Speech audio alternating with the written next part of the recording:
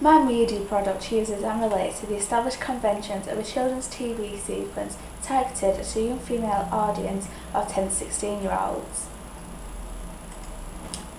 I decided to research Disney as a whole in order to get inspiration for how my media product should look and what message it would give.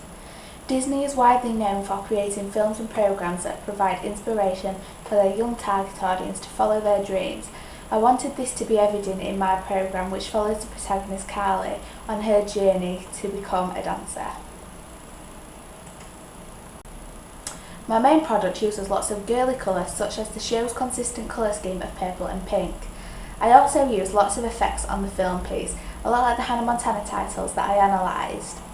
The effects used were the ones which I felt looked child-friendly and appealing to girls, but also in relation to the show, so I used the starry effects with a shooting star and some sparkle effects in order to symbolise the fame and talent element of the show.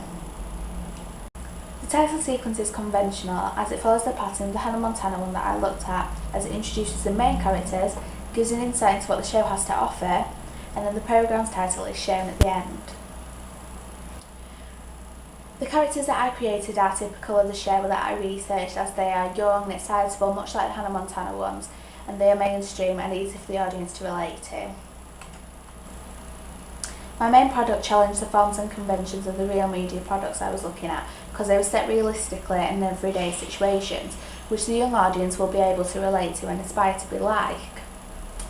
Whereas the American children's TV shows that my product was aiming to be similar to are sometimes quite far-fetched, so the British youngsters might not be able to relate to those as easily as they would mine.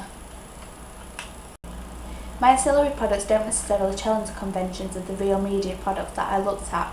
Again, I looked at the Hannah Montana DVD and magazine covers to gain a better understanding of what the conventions were. This helped me to get some inspiration of how I wanted my own to look.